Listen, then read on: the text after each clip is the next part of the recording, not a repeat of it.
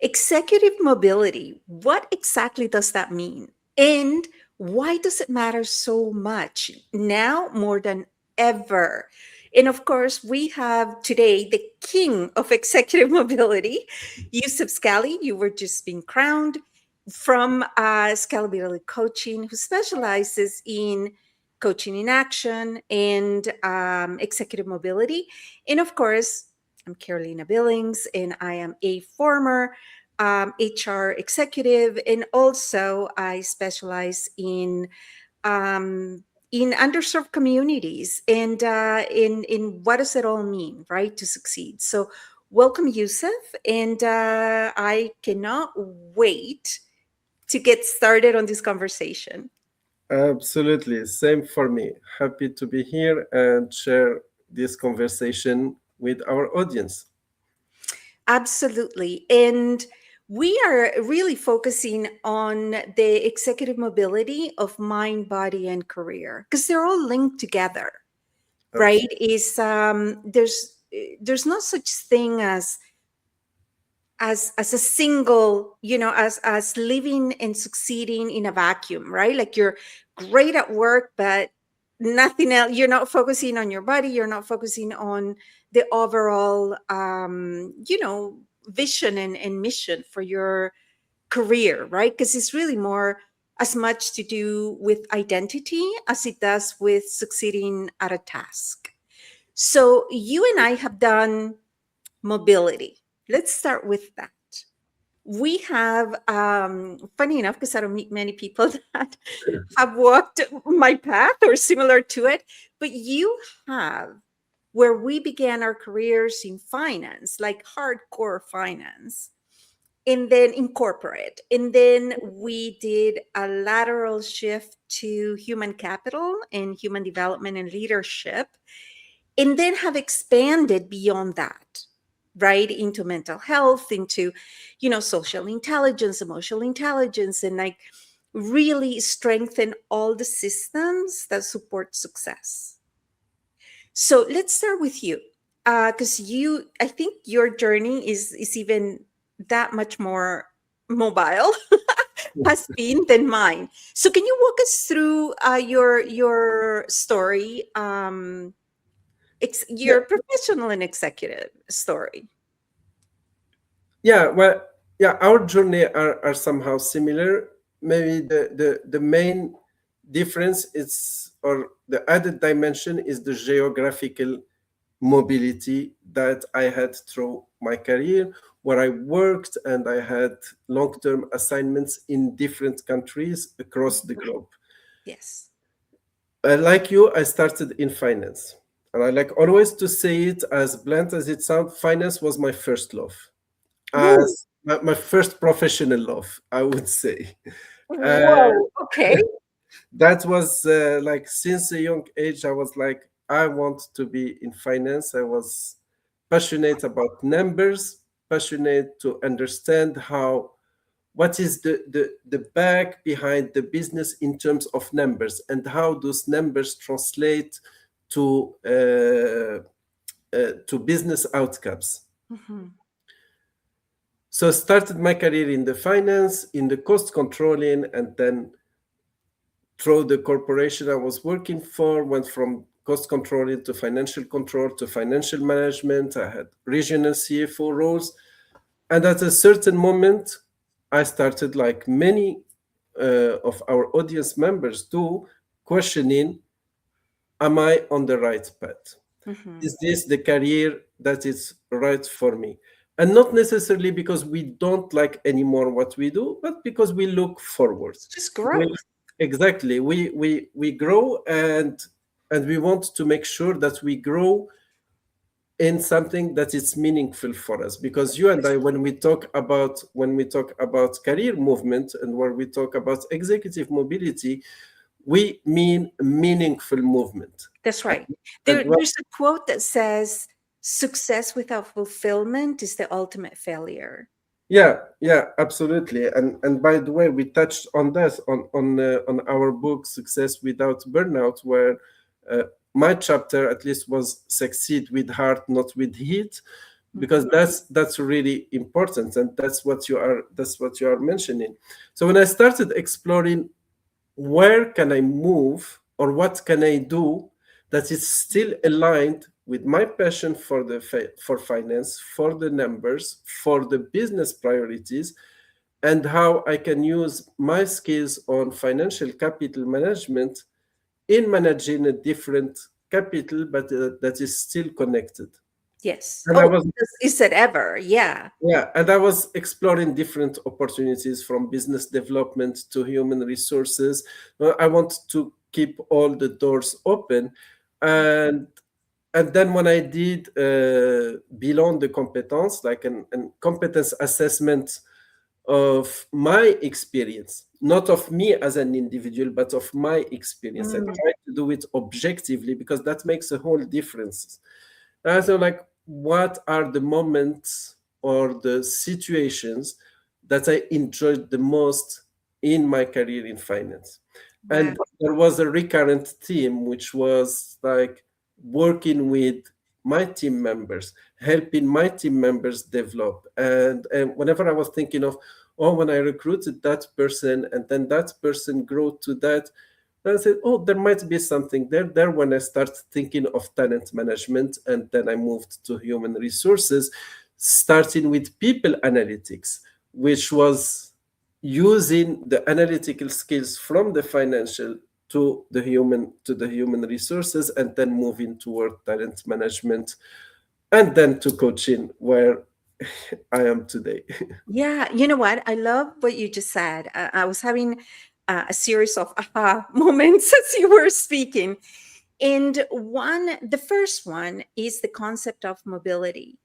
Because in Europe, and by Europe, I mean, Europe, in Asia, and, the continents, as continents, mobility between countries is a lot more common than it is in North America.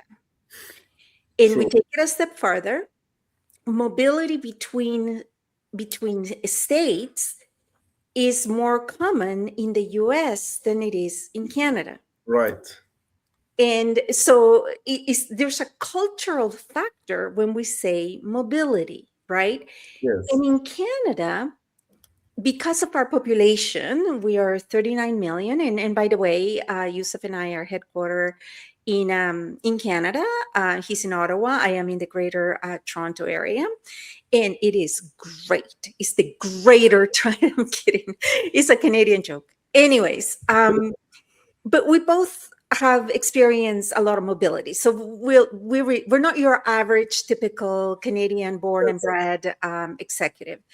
So in Canada, because of our population that is not that expansive right now, we're about, I don't know, 39 million last count, and in the fact that most of the businesses, which last I checked, and I will have to verify that number, about 80% of businesses in Canada are SMEs, so they're small, medium enterprises.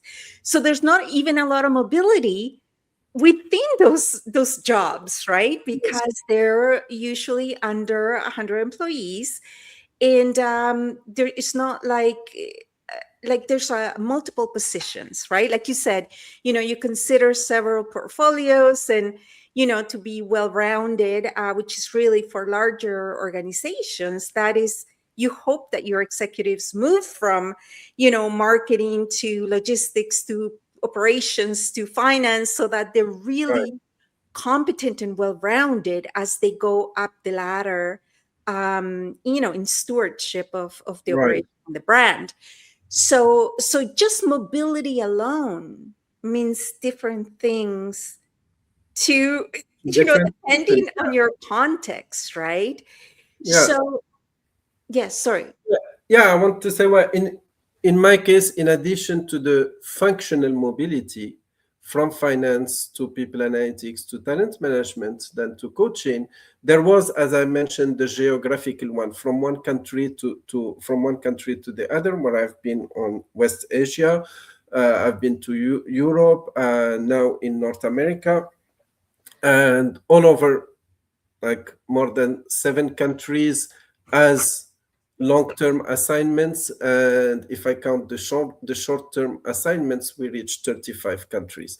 And but the most important thing, whether geographically or no, it's that what I learned from that is that yes, I agree, the mobility has different meaning to different people. But That's right. at the core of it, whether you are changing function or geography or industry or company or all of them Of the together, above, language for that matter. There's yeah, that mobility as well. it's that we tend to focus, and I see that often, that we focus on the external apparent part of the move. Yeah. But there is the professional movement, of course, but there is the emotional The one, identity. the identity one, the mindset one, and there is the physical one, literally the logistical one, when the commute is different from one area to the other. So there are different aspects, and this is where you and I, we try to help the people to really look at the mobility from the holistic approach of it. Correct.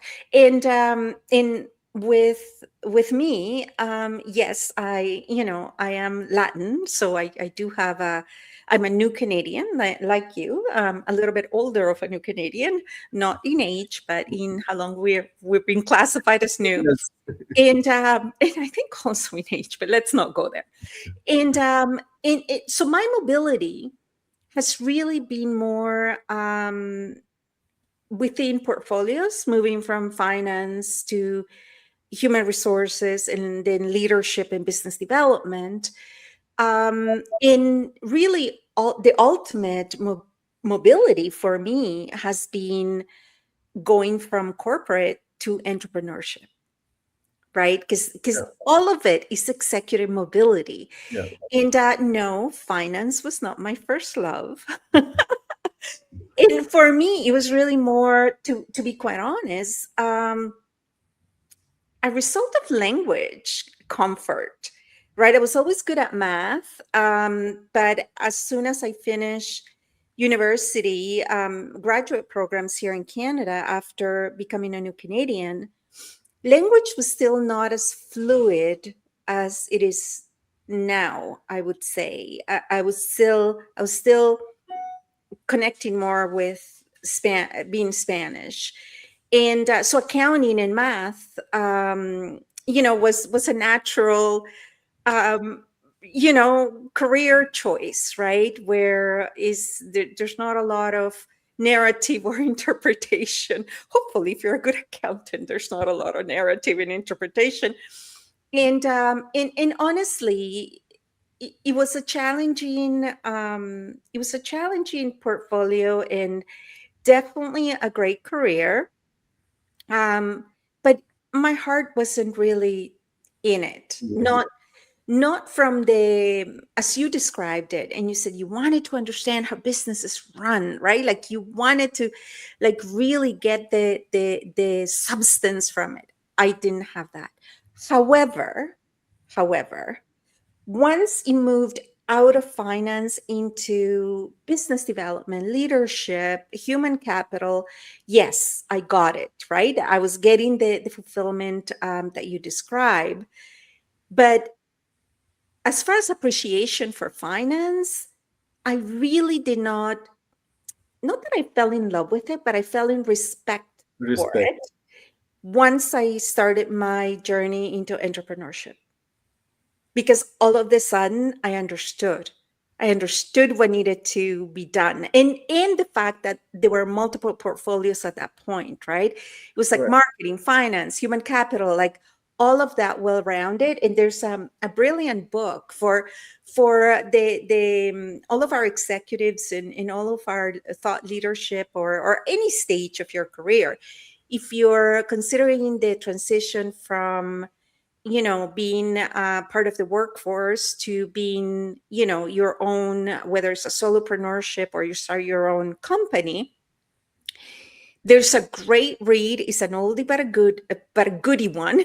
English still apparently a challenge, and there is a good one called E Myth, Hmm. and it tells you there's a lot of superstars that are in corporate, right, from beginning to top, right, from top to bottom, bottom to top, that do not really comprehend all the support that they receive for their success from the other portfolios. And when you go out on your own, you got to be good at all those portfolios or have the funding to hire. And even if you have the funding to hire, you got to have the understanding to know whether they're doing the right job or not, right? Which is, the book calls it delegation by abdication, where you hire people to take over the areas of the business that you don't like, but you don't understand and therefore cannot evaluate whether they're Yeah, doing a good job or not, right? yeah, So that is, exactly. yeah, that is an example of executive mobility at its core, right? Yes, and also understanding the different, as you mentioned, the role of the different function or the different dimension of what makes your role or what you are doing, what are the inputs and what are the outputs, Yeah. and how understand those elements, because no one is operating in a single uh, And the ROIs are different. yeah, The absolutely. ROIs, anybody that hires, any company that hires social media and marketing and expects a cash register, that's not how that works. Yeah, That's for me, I not was the always, unit of measurement. before moving to HR and during my finance career, I was always looking at human resources as a cost center. And whenever my HR colleagues were coming to ask for a budget, as a CFO, I was doing everything unconsciously and consciously both to minimize it. But I was looking, those are just the guys who are spending money, You because know I what? was not understanding what human resources was about. So You know what relationship I didn't get until now? And I'm sorry for all my colleagues in the C-suite that I gave a hard time or I just didn't understand at the time is it was sales. yeah, It was that there was always that friction between finance and HR and like sales and like not understanding that what we all work for sales and we are all in sales. It should be one department. It's like sales, with a comma or a slash, finance, sales slash marketing, sales slash yes, logistics. Because if you don't understand that, everything is begins and dies with sales. And yeah, yeah, you know, absolutely. And we've learned the errors of our ways. each function would say would like to say the same thing, but at the end, when we look at a business, a for-profit business, what is the ultimate aim is to sell and make business. And then we have all the functions that support that. But just coming back to the mobility, I say in my case, I was like finance forever, and then at a certain moment I start saying, well, there are other areas where I can bring more value, where I can use my skills, and also especially that judgment that I had toward the human resources, it evaporated during a crisis, actually, where it opened my eyes on the other side of human resources. Sadly, there were Right. not anymore those colleagues who are asking for an increase in the budget, or who are consuming my budget.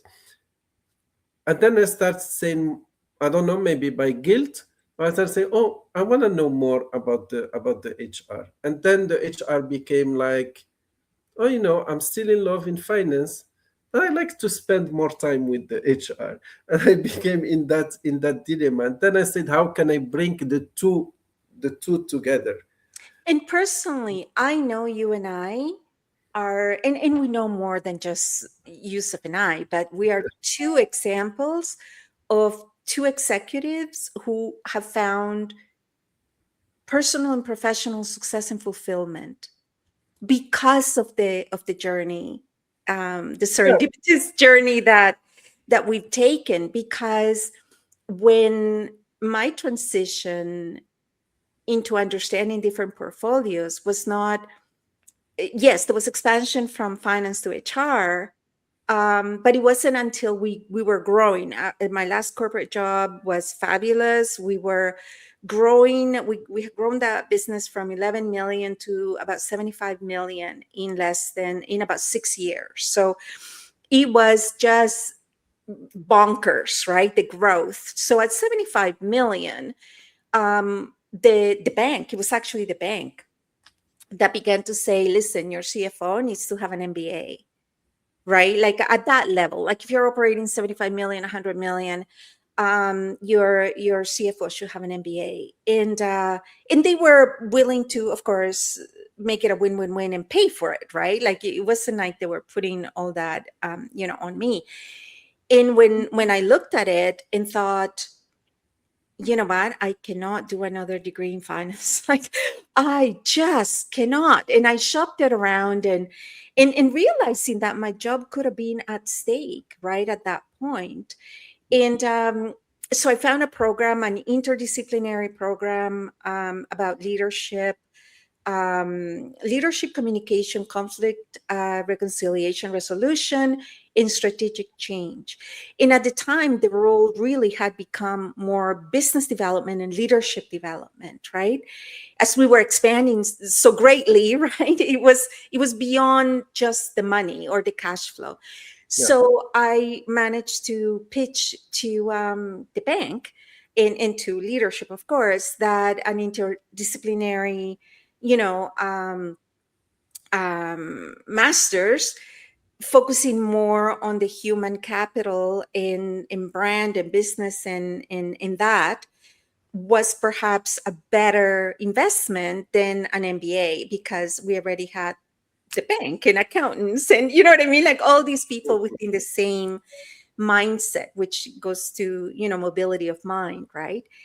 And in the process of my changing my knowledge base, because now I was looking at it from a complete different discipline and strategies and such, and dogma, I guess. I fell in love with entrepreneurship, and that led me to where I am now. So but in my case, it actually led to the ultimate mobility, which is from yeah, corporate to entrepreneurship. yeah. What you described, there was a key moment when you said, "I am not willing to do another I just finance can't. It degree." wasn't even a Yeah, willing. It was my body yeah, and that's rejected. important. That's important. What we see traditionally, that few of us will question that ability, That's right. or that will, and then we'll just move with the flow, only to come to question it a decade or two later. But that key moment is really important, and that's where you and I, we talk about the intentionality of the mobility, because we Yes. don't we don't move just for the sake of moving. We move as an evolution of who we want to be and who we want to become. And then, for me, always when I think about mobility, I think about an alignment check, I would say, which is what, why why I am thinking even of it when I'm working with my clients. Say why you are exploring that. That's the first thing, and why it's not in a judgmental way. It's in an And explorative way to for them to understand. listen to their own answers. Exactly. And then after that, so what do you want to move? What is moving? A role, an industry, a location, Identity. identity, and often also expectations. Mm. Of self and others. Yeah, exactly. And then the key question, what do you think must remain constant? And What is, yeah, you got to have a very strong foundation in tolerance for risk, because when I stepped away from C suite, I was very close to being within the 1% earner in Canada. And as a single parent at the time, I mean, I'm still a single parent, but my child's grown up. As a single parent, and it was a very risky move, but I did it in a calculated, strategic manner. Like I had checks, and I knew that levers and checks and cross points, that I knew that if I had reached 6 months, I had needed to be here, or I needed to do something else, and at 9 months, at 12 months. And I did work with a mentor. I did hire someone to kind of hold me accountable and coach me through. It wasn't Youssef, but it was a fabulous lady that has since now retired. But it makes all the difference in the world, right? Because it's your life. Is the mobility is not just the money, the position, the is your life, right? Yeah, I like And always that's to describe it as it's not about finding the next opportunity, it's about evolving toward the next version of yourself. finding your next self. Yeah, exactly. And that's Yeah, that's really key. absolutely. So now let's speak about, we got the physical, we got the mind, we got the career, now the body, right? Because the body, and this is where Yusuf and I are huge advocates of our one of our sister brands, which is the WEFM, the World Organization of Energy and Frequency, and natural medicine, because you also need to, in order for the mind and the fulfillment and all of that to activate, you got to move. And it wasn't until the last few years that I understood like, beside the eat healthy, exercise, right? Like, buy low, sell high, like we all know it, cognitively, right? But I recently came across a podcast or a social media, a TikTok-ish thing, that explained it, that said the heart, and I'm going to put the thing because I'm going to butcher it right now, but it's the heart. There were three organs that move on their own, like by biology, right? Like they're pumping, they're moving, they're like doing their own thing. But there's tons of other organs, like your kidney, stomach, and intestines and stuff, that they don't move on their own. They don't have the ability to shake themselves, right? So you literally have to either do squats or move or walk, or you have to do something to move your organs so that everything keeps flowing how it's supposed to. Because it does translate to mental fog, it does translate to stress, it does translate to your ability to cope with new ideas, with new concept, with new risk, with new everything. Absolutely. So we're going to come back to that, because Yusuf That's specifically, and we have about a minute to go over that. Yusuf, is yours. I'll shut the duck up and talk about the walking and why the your coaching is by walking.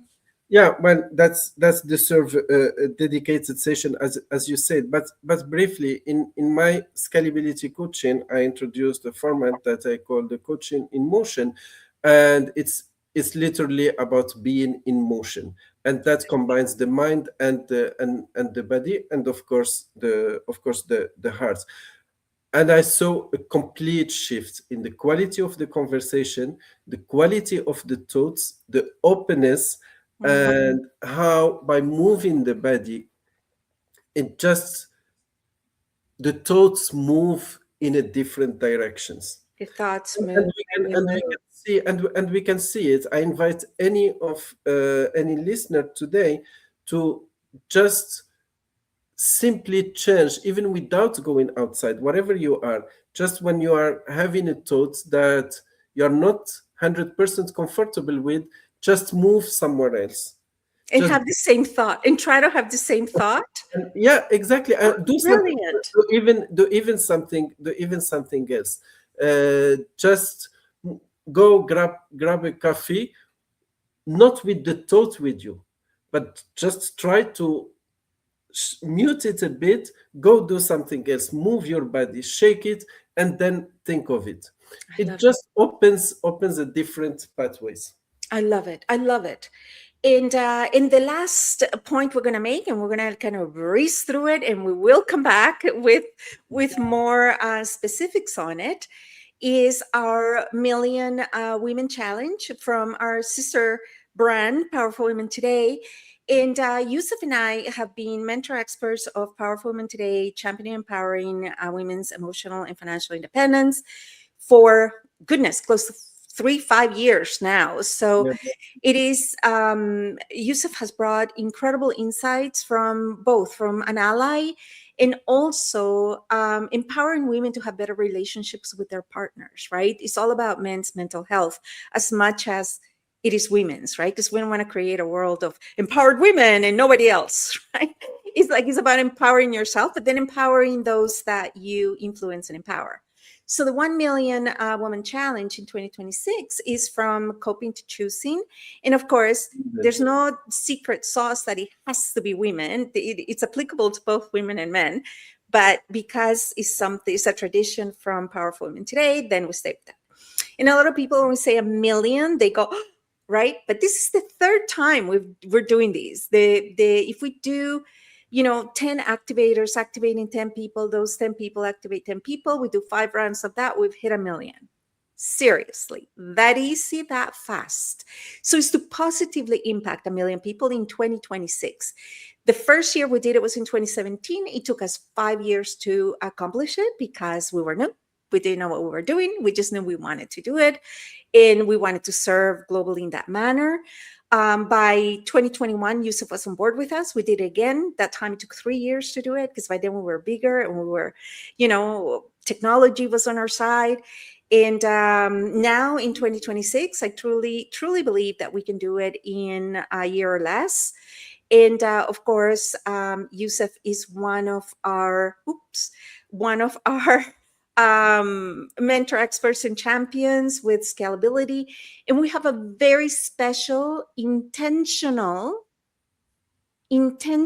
vertical from our 1 million woman challenge. Youssef, do you want to tell us? And then we'll wrap up with that and come back with more details. yeah. Just quickly, I would say from coping to choosing, that's golden. That's really golden.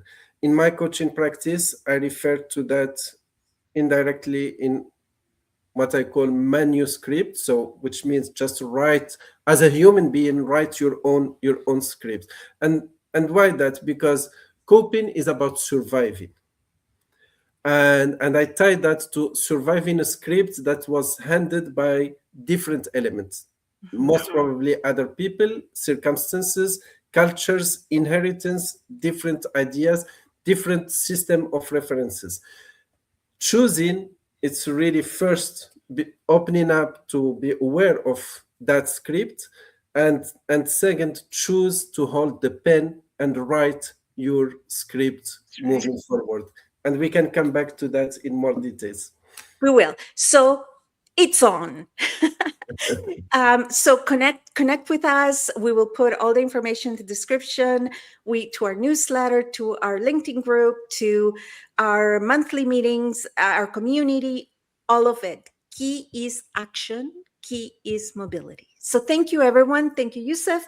And Thank until you. next time. See you.